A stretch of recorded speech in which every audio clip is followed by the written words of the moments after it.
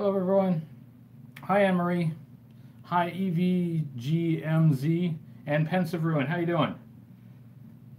I'm just posting the notice a couple places really quick, and then we'll get started. Hey, Ionic Blood, I missed your comment. I'm sorry. Hey, everyone. Bear with me just for a moment.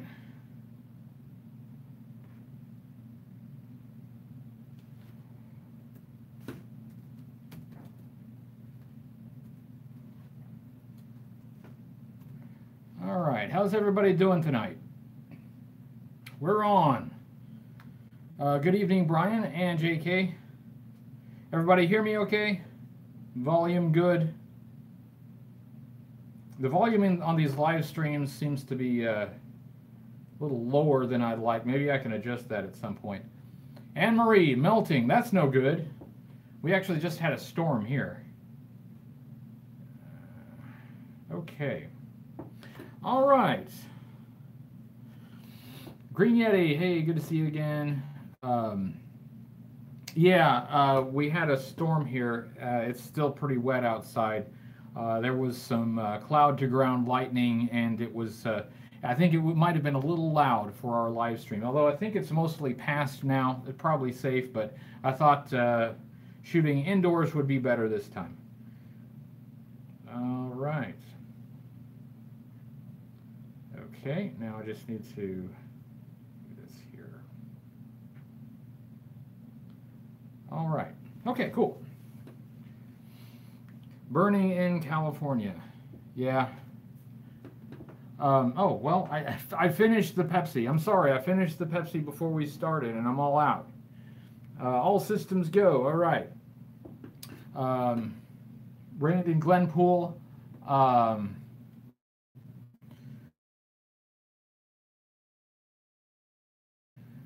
If you're in Glenpool, it would have come from there and kind of raked across downtown Tulsa and then Broken Arrow where I am. So yeah, that was the same system. All right. Well, at least somebody's drinking Pepsi, so we're all good. We're good to go. Okay. Well, I'll give everybody a few minutes to come aboard, and just at the spur of the moment, I wanted to have a topic. I've tried to have something specific to talk about in each of these live streams, and I was having a hard time thinking of something this time. Good day to you as well, Hymns of Babel with the little omega sign. That's cool. Coca-Cola, well, I've always, ever since I was a kid, we were always a Pepsi family. Coke is fine too. I do actually have, I like Coke with alcoholic beverages, but I'm not going to do that right now because I want to be able to make it through this live stream. Hey, Joe Motion Videos. So I guess is like drinking a soda now a tradition for this show, and I'm the one who's breaking the tradition because I don't have one. Isaac, you're late. That'll be 5 demerits, and please sit in the corner. So anyway, I thought I would have something to talk about specifically, and I was having a hard time thinking of what to talk about, so I wanted to, on the spur of the moment, I decided to talk about 90s G.I. Joe. And I wanted to talk about, I went through all of my sorted figures for each year, and I picked out one from each year, 90, 91, 92, 93, 94. I think I got one of each. That figures that I like from those years and that I haven't reviewed yet. Make sure I haven't actually reviewed these yet. Yeah, okay, we're good. So I was able to find at least one figure from each year that that I liked. So what I'll do once we get a few more folks in is I'll just go through these and I'll show you some of 90s G.I. Joe that I did enjoy. 90s lost focus. Yes, I agree. The 90s was just kind of... The 90s G.I. Joe didn't know quite what it wanted to be. So it tried to be a little bit of everything. And you can't be good at everything. You gotta know where your strengths are. So I'll have that for you. I have figures that I've just pulled out of my bins. One from, let me get them sorted here, 90, 91, 92, 93, and 94. Okay, so I'm going to set those all out so I can pull those out and show you guys here in a minute. Headhunters, like the headhunters led by Headman for DEF. The headhunters figures, like the minion, the troopers, were really cool, really amazingly cool. I mean, almost too cool for DEF, maybe. In another context, they would be just awesome. And I love having those figures. Road Pig, yeah, he was all right. Hang on. There we go. Okay. Isaac, yeah, I've seen that Black Cobra stiletto for Batman. It's interesting looking. I wouldn't mind getting my hands on one just because a black stiletto would be pretty cool. I guess by that point, Hasbro had bought Kenner, and so they were able to kind of cross-pollinate like that. Do I feel like there's a divide between the OG collectors and the modern Joe collectors? Some, yeah. There doesn't have to be, and there are a lot of old school collectors that collect modern G.I. Joe, and what I tell everyone, and I stick by it, is I don't tell anyone how to collect. There's no right way to collect. You collect because it's something that you want. It's because you enjoy, assembling these things into your collection, whatever that collection may be. So nobody can really tell you that you're doing it wrong. There does seem to be, I think, some unnecessary tension between modern and vintage Joe collectors. But if you live by the motto that you don't really have any business telling somebody else how they ought to collect, then there shouldn't be no problem. Yeah. By OG, I assume that you're meaning like the 3 3/4 inch, 80s and 90s G.I. Joe versus, the modern era, like the 25th anniversary and beyond, with the modern articulation and sculpting. I assume that's what you mean.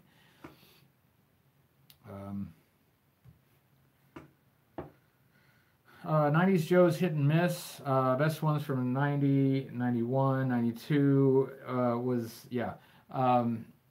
I agree that it was hit and miss. I mean, you can point to some really weird and substandard figures, in even going through the 80s. So, I mean, not every figure was perfect in any era. But in the 90s, in my opinion, again, just my opinion, there was more miss than hit.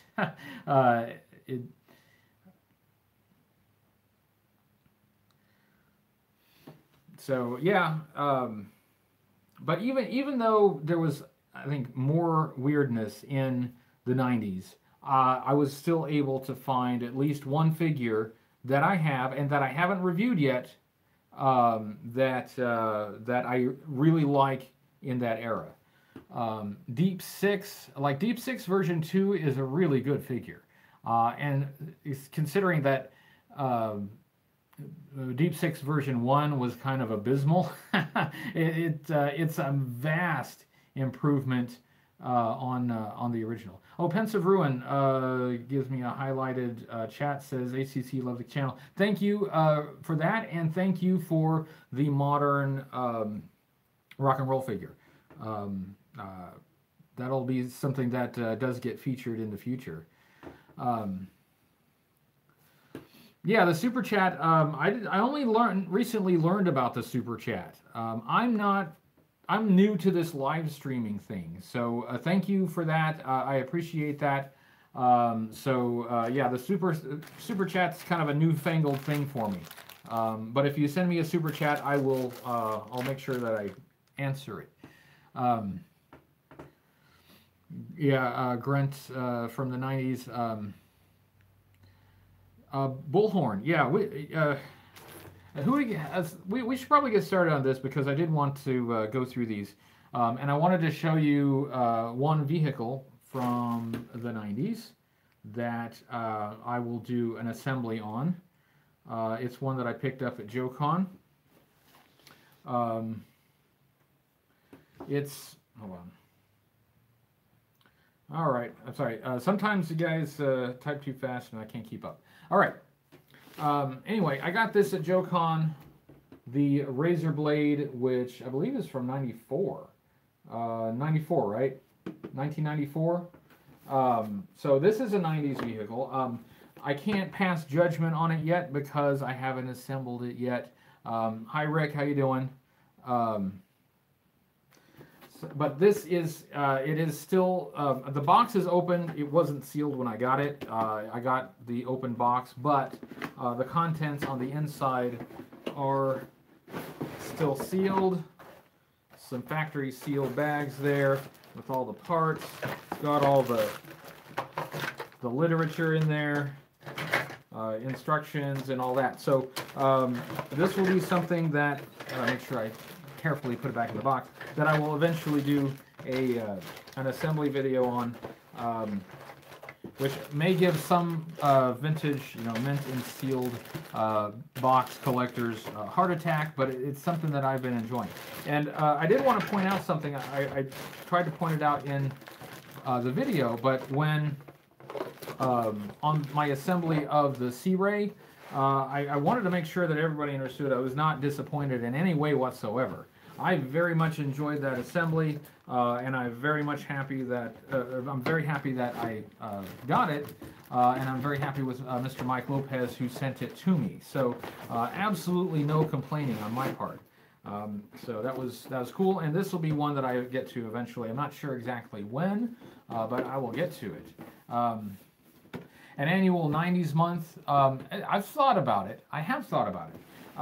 And we're going to get close to that probably in the coming months because I've spent so much time in the 80s that I've got to get back to the 90s. So I've got to cover a lot of 90s in the next few months. So I don't know if it'll amount to a theme month, but it's going to be lots of 90s.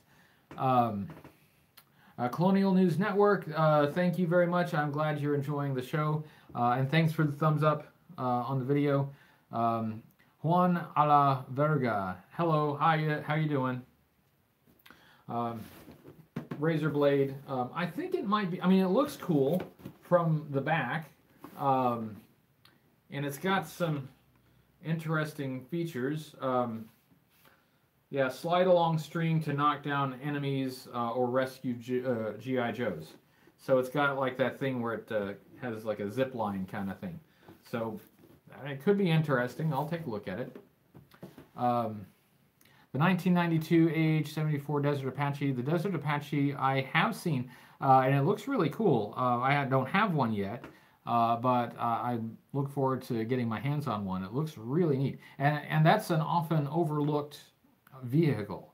A lot of Joe collectors forget about that one, I think because it did come out in the 90s. So that's one I'm looking forward to checking out. Why are you seeing the images in mirror vision? Oh, I don't know. I think, is this thing mirroring? I think it might. My apologies, it's probably my phone. And it's like flipping the image around. So that's weird, and I'm not sure how to fix that. I will see if I can figure that out later. So, but thanks for pointing that out. I didn't know that it was doing that on your end, but now I do. So everybody sees this as a mirror image. It's the writing backwards. Is that right? I'll figure it out. There's something probably in the settings that I can do to fix that, but I don't see it right now. So I will work on it. Okay. Thanks, David. All right. Thanks, Kevin. I'll figure it out. I'll fix that. At least I'll try to fix it for the next one. Okay. Yes. Knowing is half the battle. The other half is finding the setting to fix that issue. All right. But hey, let's talk about these. I have an array of figures from the 1990s to show you. Okay. I don't know why I got that one out, but okay. Here we go. Let's start with 1990. Dem Guts, you are late, so you have to sit in the corner for 5 minutes. Sorry, that's the rules. Say your name again. I read your name as Juan a la Verga. Did I get close? Okay.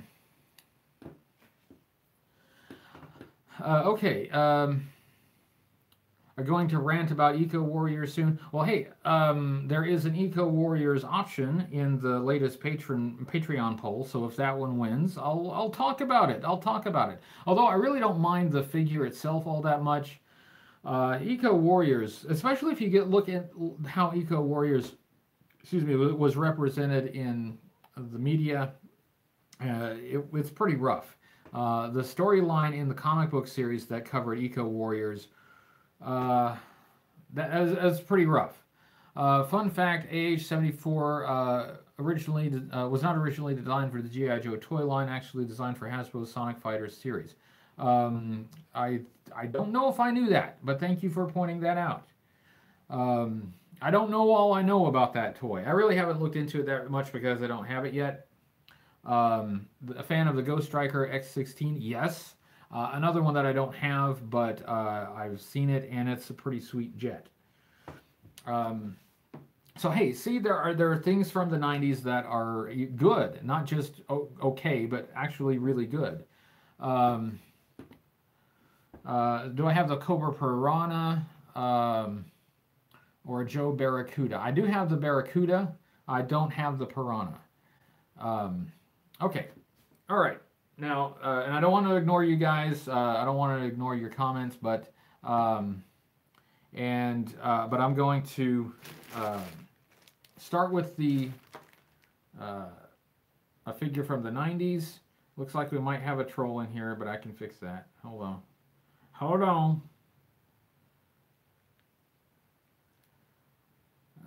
Can fix, no problem.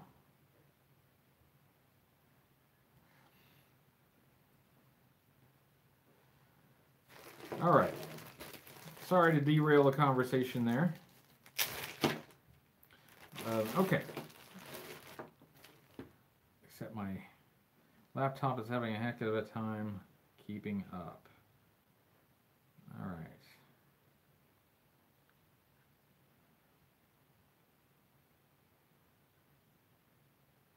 Okay. Now, number one. From 1990, some of you probably already guessed it, Bullhorn. This is cool.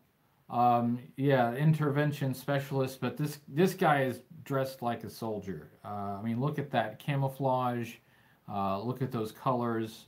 I mean, this, in any era, this is cool. The details are nice.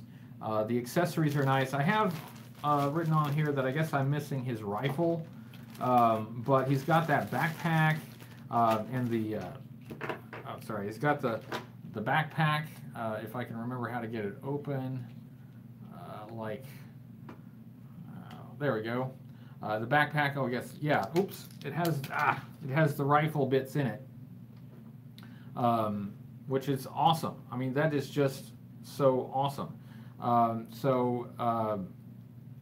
Bullhorn scores well on all fronts. I mean, as the figure, the design, the sculpt, the color, the accessories, just really awesome. So that choosing a figure that I liked from 1990 was easy. Bullhorn, I know, is a lot of your favorites too. So really cool. 1991 actually wasn't all that hard to find one that I like in 1991. In 1991, we have, Let me take it. Well, no, it's all right. I'll leave it on. Heavy duty. Now, heavy duty's accessories are a little on the absurd side, but I actually really like the figure. The details on the figure are really nice, and I mean the gun, his crotch gun is a bit over the top, but that camouflage pattern that he has on here, I try to pull this off and see if I can remove the backpack without breaking it, because I'd like to show you guys the figure. Although I'm sure a lot of you know a lot about heavy duty, and I'm not showing you anything new, but it's a really nice camouflage pattern on it.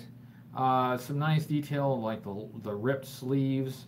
I like the sculpt of the head and the hat, and overall colors are pretty good. Yeah, yeah.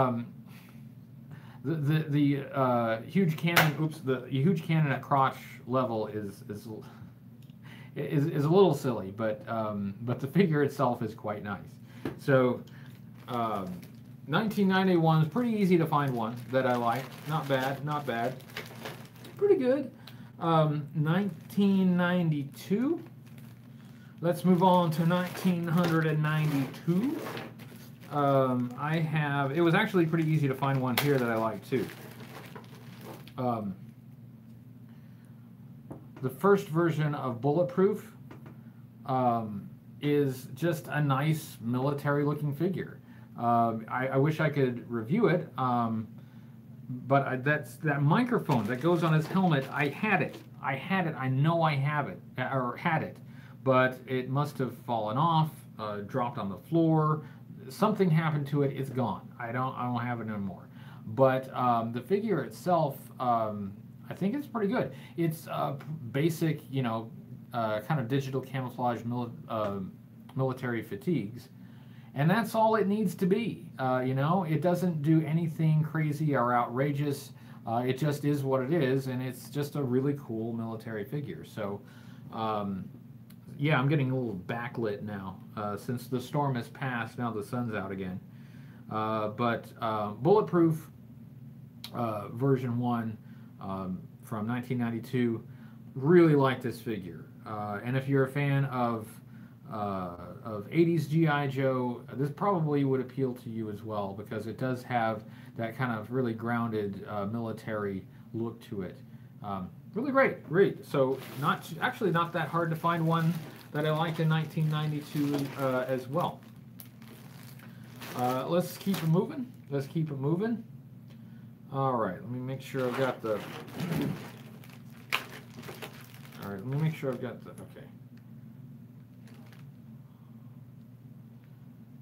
Yeah, okay.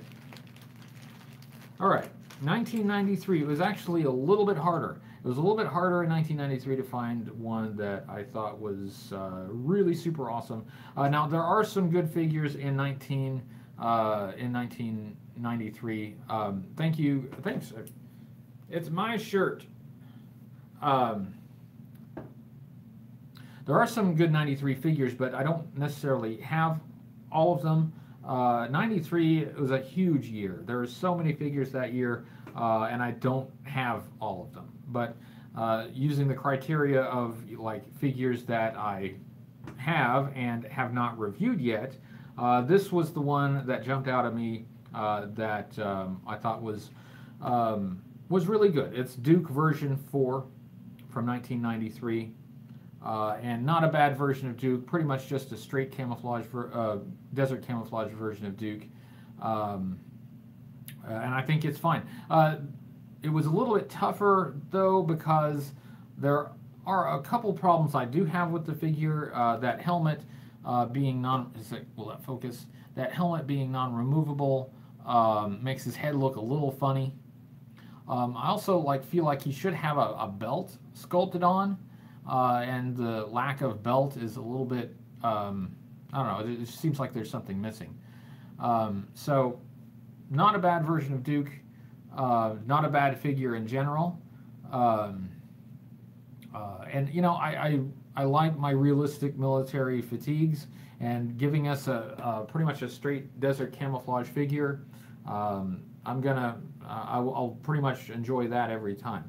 You know, they had a little bit of trouble giving us like straight desert camouflage. They had some desert themed figures, but their desert camouflage sometimes was a little lacking, leaved a bit to be desired. Jenna, hi, how are you doing?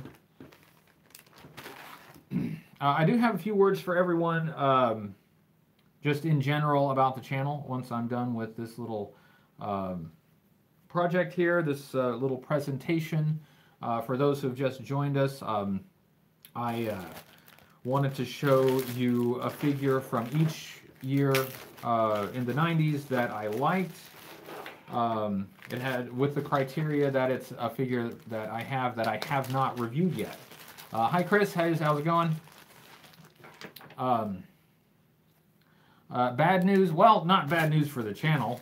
So you can unclench your butt cheeks. It's not too bad. But I did want to make sure that I talk with you guys and let you know how things are going. So for those who just arrived and haven't been here for the duration, the figures that I've shown so far, for 1990, it was Bullhorn. For 1991, it was Heavy Duty. For 1992, it was Bulletproof. And from 1993, it was Duke. And lastly, from 1994, and that was actually really hard to find one. I don't have nearly as many 94 figures as I do other years. I've got quite a few holes in that year. So it was a little bit tough to find one that I liked. But there was one that stood out, and it was a gift from someone. This is the 1994 G.I. Joe mail-away figure. This is basically Joe Colton, the original G.I. Joe, or a 3 3/4 inch representation of the original G.I. Joe. This is still sealed in the factory bag, but it's a straight military uniform, and not a bad one either. And it does kind of harken back to those early days of G.I. Joe, and I mean actually really early, as in the 1960s, when this G.I. Joe looked like a larger version of this. That's what G.I. Joe was. That's what got it started, and that's why it was popular to begin with. So that is my 1994 figure, which rounds out our look at one figure for each year of the 90s that I like and that I haven't reviewed yet. I did see a few in the bins that I like, but I had already reviewed them, so I decided to make it a little more of a challenge and only pick ones that I have not reviewed yet. Oh, the Joe Colton, the gun is taller than he is. Yeah, yeah, that's something that I've noticed, that giant machine gun is a bit out of scale. I think it's supposed to be an M60, and there have been better, M60s, or at least M60 analogs in the G.I. Joe line. Do I have 12 inches? Well, I have a couple 12-inch figures, a couple action soldiers from the between 1964 and 1967 in their original uniforms and with their original equipment. Hey Zartan, Cobra! I like the 12-inch Joes from the 60s. I don't have any from the 70s, but I might like those too. When I am able to hold a 1960s 12-inch G.I. Joe figure in my hands, I really feel connected to my roots. I feel like, I'm touching a piece of history, and they're just really cool to have. And if you've never seen one before, never touched one before, see if you can get your hands on one. You'll notice that, they're really remarkably high quality toys. they've been around for a long time. They were played with pretty roughly. A lot of them took quite a beating, but they were designed to hold together pretty well. Um, Grandmother consumed a 1969 12-inch. She turned it into a combat medic from, customed. I thought that's okay. Customed 1967 12-inch. She turned it into a combat medic for my uncle. See, that's nice. That's nice. And for service members or families of service members, you really could, get a GI Joe that looked like your family member. As a kid, if your dad served in the armed forces, you could get a GI Joe that probably looked a lot like dad, with very authentic looking uniforms from every branch of service and lots of specialties. It was, for that era, it was really cool. Didn't last, but you like Globulus. He was cool. Well, okay. I'm glad that you like Globulus, and I'm always happy when someone finds something that they enjoy. Never want to take that away from you. In fact, if I didn't need a Globulus figure for my collection so that, I can make sure that I have it for reference, I would be glad to give you mine. A 12-inch Globulus.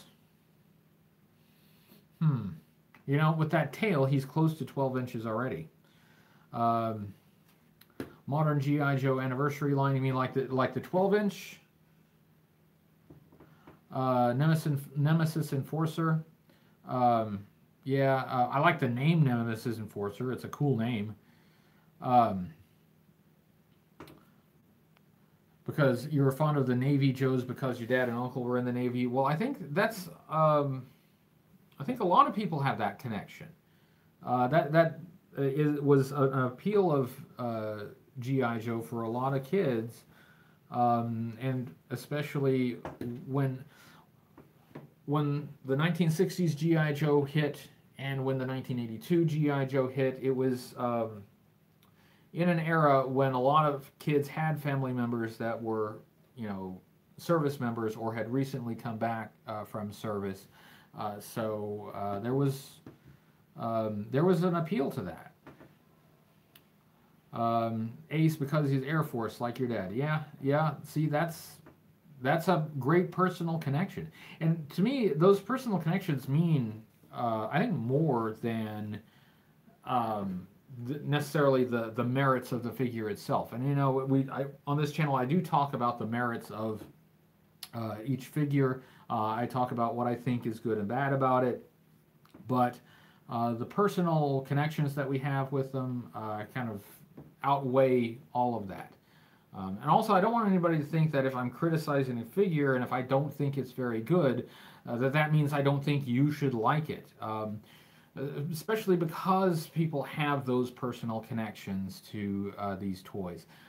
It's something that I always try to keep in mind, that all of these toys, no matter how weird they were, each of them was probably some kid's favorite toy. For some kid, it may have been their only G.I. Joe toy. They didn't have tons of figures, vehicles, and stuff like that, but they had that special connection with that one toy. That kid just loved that ice cream soldier so much. So keep that in mind. I have no problem criticizing plastic, but I'm not going to make fun of people for liking something that I don't. With you being a 13-year-old today, 13 and collecting G.I. Joe and proud. Well, thank you for your service. I am glad that you are. I wish that more kids your age would. I wish more kids younger than you would. I hope that eventually that we'll get that spark back, and G.I. Joe will have the cool factor again, and kids will want to get into it again. Loved all the winter figures. Living in Florida, missed temperatures below 95,000. All right, I get that. I get that. I understand that. Grandpa was World War II Navy E9. Senior Master Chief. You have all of his medals. That's awesome. That's awesome. My grandpa was in the Army in World War II. From what he's told us, I guess he was a communications specialist in the European theater. As for his medals and memorabilia, there isn't a lot. He didn't keep most of it. When he came home from the war, for most of the rest of his life, I mean, he's still alive, but he didn't talk about it. He wouldn't talk about it. He wouldn't answer questions about it. So a lot of us didn't know what he did in the war until really only the last few years. He's talked about a little bit more.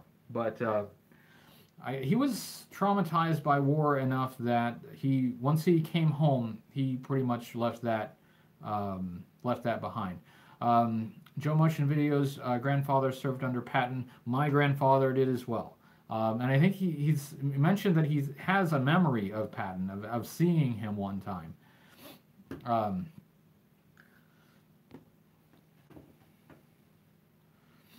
Hey, Javier Gonzalez, how you doing? Yeah, flashbacks. Yeah, that's these toys and comic books and cartoons and all of that. It's fun. It's a fun adventure, but it is, it does touch on something that is real and that can have quite an impact on people. So that's something to keep in mind, something to be respectful of as we talk about these toys that are dressed up like army men. I'm sorry that you were bullied in 6th grade. I can relate to that. I can. Slammed into gem lockers. That is not cool. But I understand. Hi, Bill.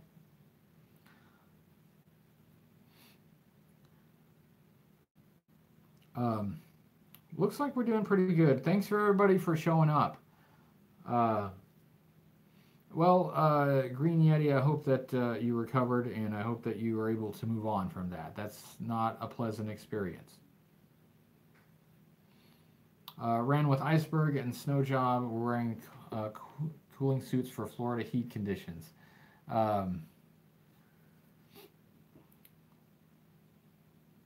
Yeah, that's a good point. I always pondered whether or not, like, winter-themed or snow-themed figures, hey, Leo, thank you, if those figures would appeal more to kids who lived in environments where they got a lot of snow.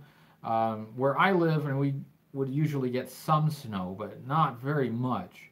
But I never thought about, like, the opposite. So you live in Florida, and it's hot, and you don't get snow. So maybe having the snow-themed figures can make you think of something cooler. Get the heat off of your mind a little bit. Stalker was your fave, so mine too. Hey Chris, how's it going?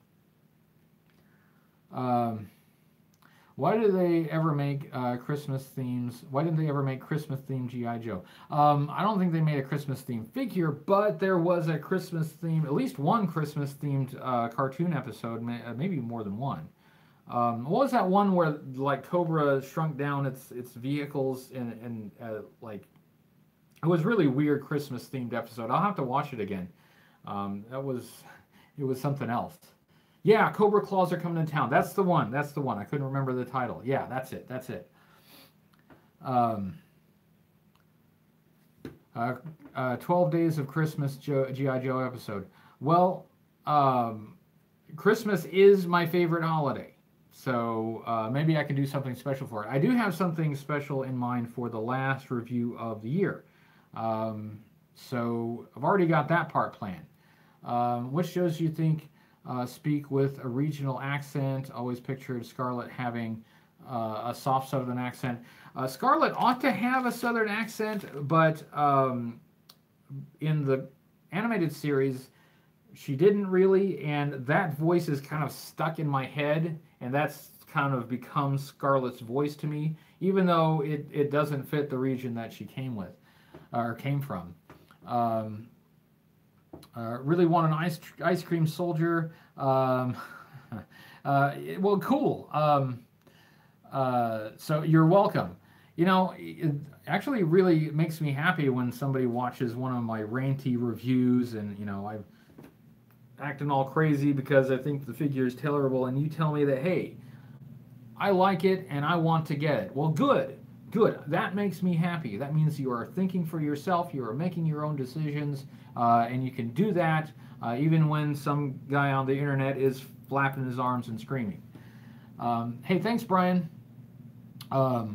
First G.I. Joe, yours was Hawk version 2. My first was Breaker version 1, the straight arm Breaker from 1982. I got that figure.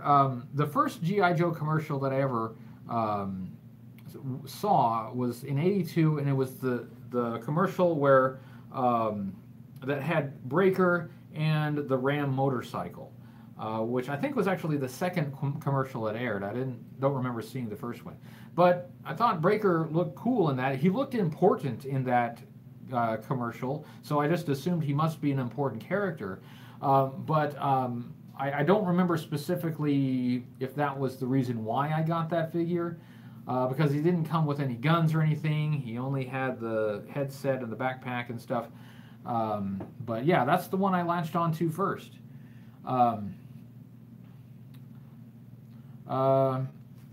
Your first was Snake Eyes version 1. Yeah, that's a good one to start with. That's a good one to start with.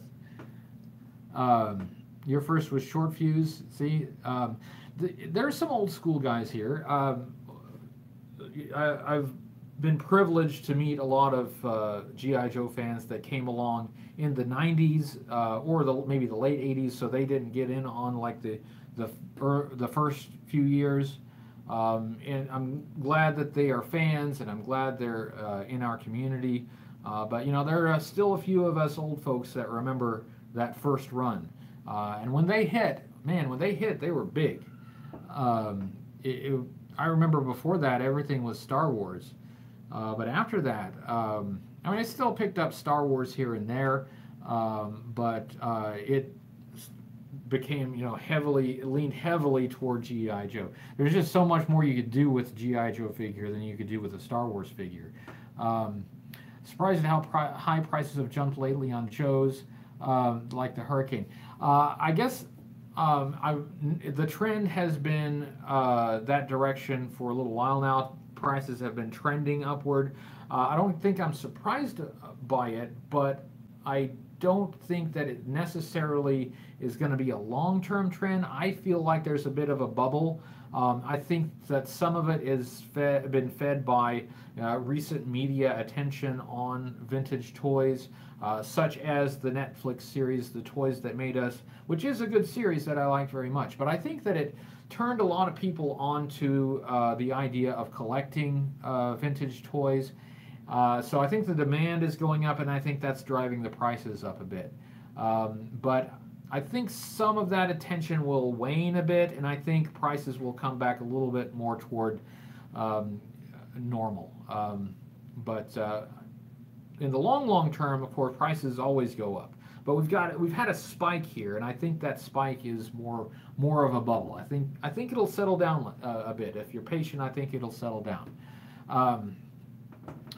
Lost the bad accessories within a week or so. Well, those were tiny accessories. First character you gravitated toward was Cobra Commander because it was blue. First Joey bought with allowance money that Cobra Commander and Duke comic pack with issue number 24. Do I have that? I don't know if I have that or not. I was sent all those things, but I have a hard time remembering what else was in that collection. Yeah, of course, I love the quality of G.I. Joe toys in the 80s. I think they were great. I think they were one of the reasons they were great is because they were designed as toys. They weren't designed as display pieces. They were supposed to be sturdy. They were supposed to have, accessories that fit. They were supposed to, they were supposed to be played with. That being said, even at the time, some of the accessories were really tiny and were just bound to get lost. It was just going to happen. All right. Oh, sorry. I missed some of your comments. So cheap online, Sergeant Savage. Yeah, there's just a little less of a demand for Sergeant Savage, and there's a lot of them around. They're not really rare. Some of the vehicles are, though. There's actually more demand for some of the vehicles. But I did my Sergeant Savage review, and I got figures mint on the card, and I did not pay very much for them. So, so if you want to get Sergeant Savage, you can get Sergeant Savage without paying too much. Would also like to know if there was a combat engineer. I believe Tollbooth was a combat engineer. First vehicle was the Mudbuster. What was my first? I have a harder time remembering what my first vehicle was. For some reason, that didn't stick in my head as much as my first figure. Ozvander says, keep up great work, love your videos. Thank you very much. I really appreciate that, and that's very encouraging, and I need the encouragement right now, believe me. My first vehicle, I think it might have been the Jump Jetpack or the Ram motorcycle, but I gotta be honest, I can't exactly remember. For some reason, it's just not sticking in my head. The Mobat, first vehicle was the Sky Striker. That's a great one to start with. Joe Motion Videos, Byron first was the Ram. That's I personally, I think, well, almost all of the vehicles from '82 were excellent, introductions for G.I. Joe. The Flak was from '82, right? The Flak wasn't maybe quite up to snuff, but you had in '82 you had a big tank, you had a Jeep, you had a motorcycle. What else do you need? Half of Joe's made it to the attic, half stayed in the basement. Unfortunately, Mom tossed your toys from the basement. Well, at least you saved half of them. That's more than I saved. All I have is what was in that little toolbox. I got nothing else. And I don't know what happened to my old ones. I am pretty sure that they got tossed out on one of the occasions when my parents moved. They say that they didn't throw anything away. Honest, they didn't throw anything away. They wouldn't do a thing like that. But I just think things didn't make the move. That's my theory. But that's okay. I mean, I probably have, no, I definitely have more G.I. Joe toys now than I had when I was a kid. So I can't complain. Cobra Hiss was your first. Another great vehicle. Man, I love most of the vehicles from that era. And the Hiss tank is, as weird as it is, admittedly, it's weird, but it's weird in a cool way. Able to complete one figure from the toolbox. That was Toxo Viper. The Toxo Viper is the only figure from all those parts that I can completely put together. The Toxo Viper.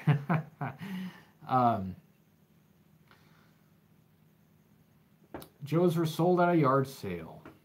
Too old for kids' toys. Yeah, I'm probably too old for kids' toys. That's probably true. But you know what? All that stuff that got sold at yard sales, it does come back to the community. Eventually it ends up back with us. So hopefully someday your toys will make it back around to you. Dragonfly was awesome. I agree. The Slugger was your first vehicle.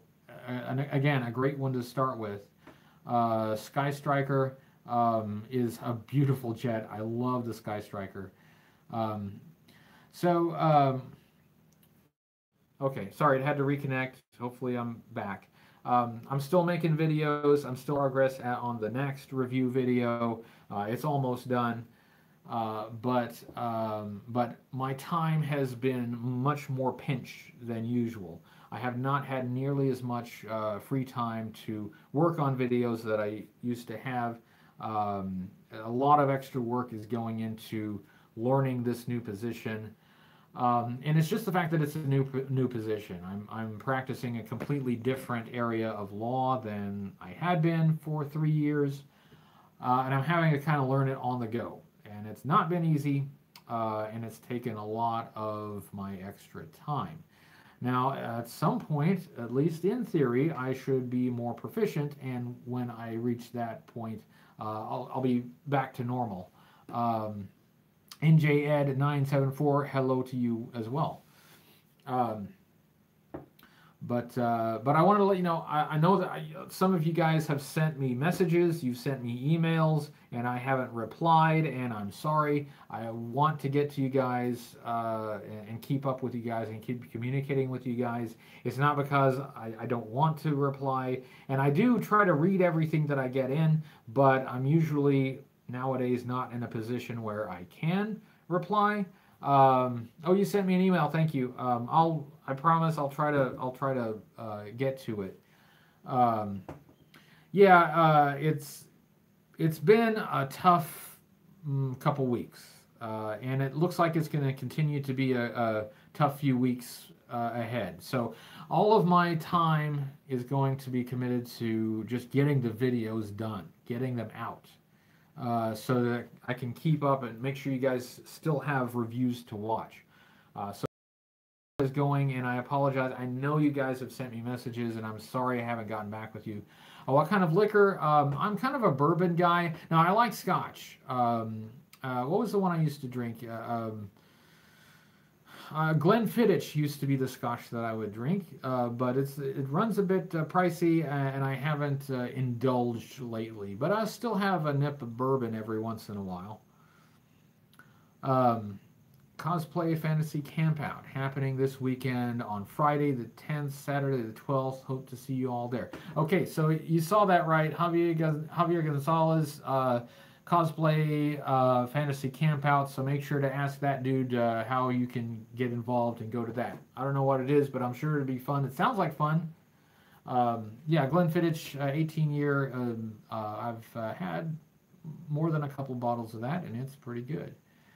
But anyway, I wanted to let you guys know why, if you sent me anything, why I haven't gotten back with you. I'm sorry about that. It's just been a heck of a time.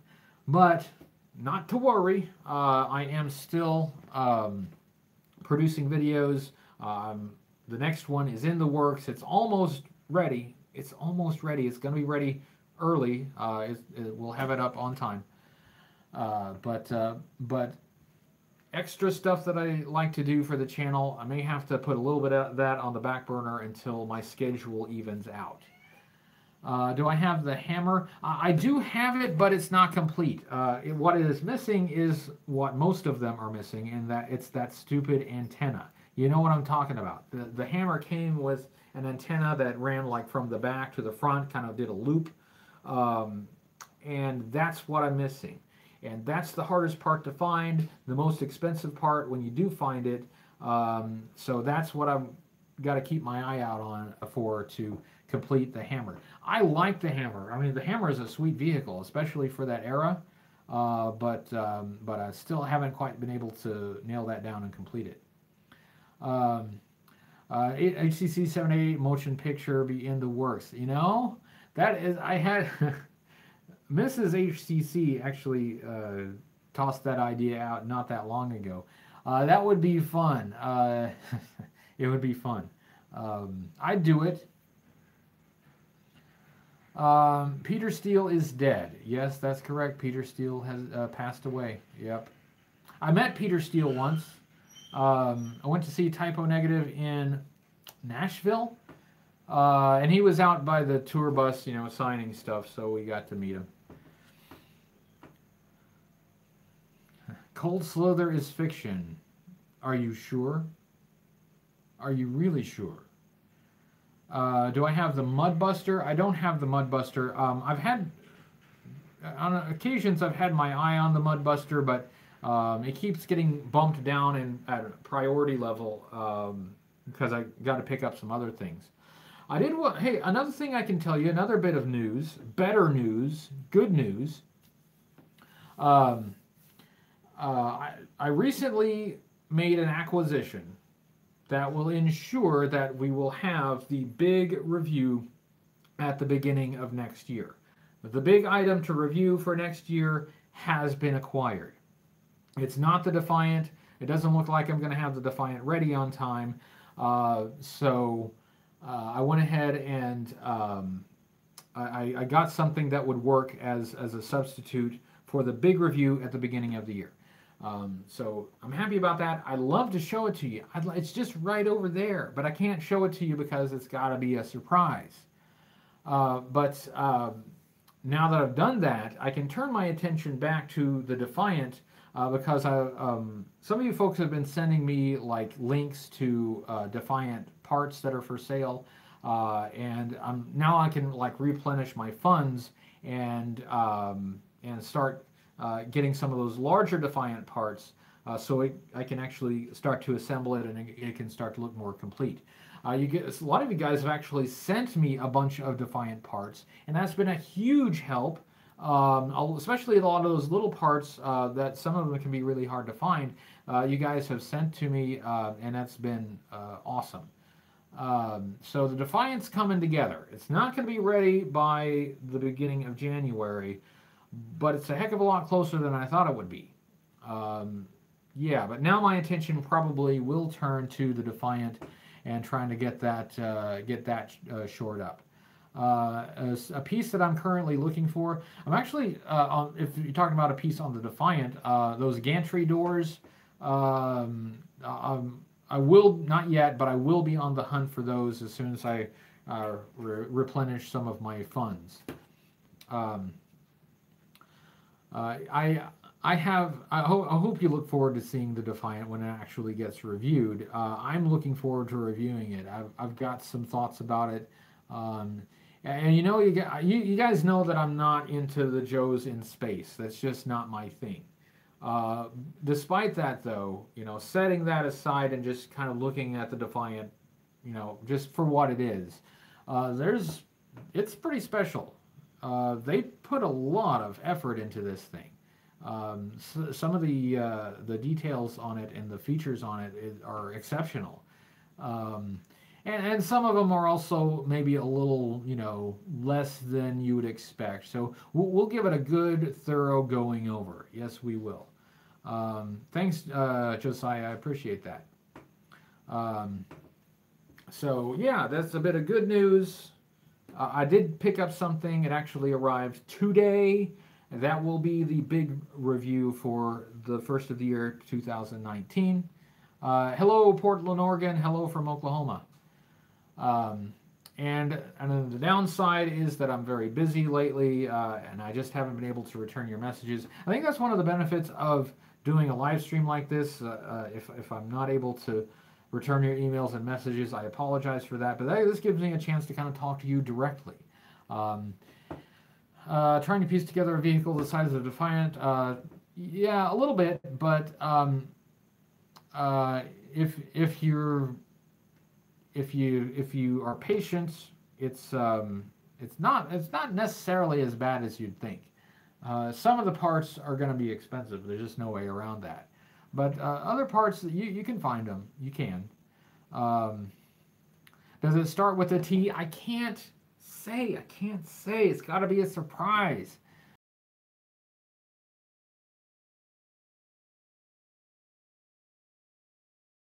I've really enjoyed talking with you guys, and I look forward to this every week. You know, this is a great time for me every week to kind of, you know, put the stress of work past me and talk with you, and that helps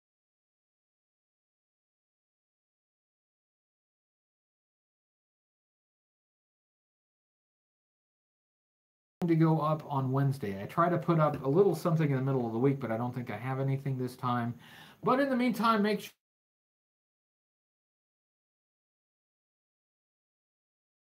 review X257. He recently did a review of the Battle Gear accessory packs. Very cool. Make sure you check out your G.I. Joeberg. They got a new podcast episode up, which I have not been able to listen to yet. I will get to it soon. all your Cobra Convergence contributors, make sure you subscribe to them because they got great content. And with that, ladies and gentlemen, I will say thank you for showing up. Thank you for your questions, and thank you for your conversation. As always, it was pleasant and uplifting. And we will do it again next week. And I will see you guys on Sunday with a new review. So with that, I will say good night.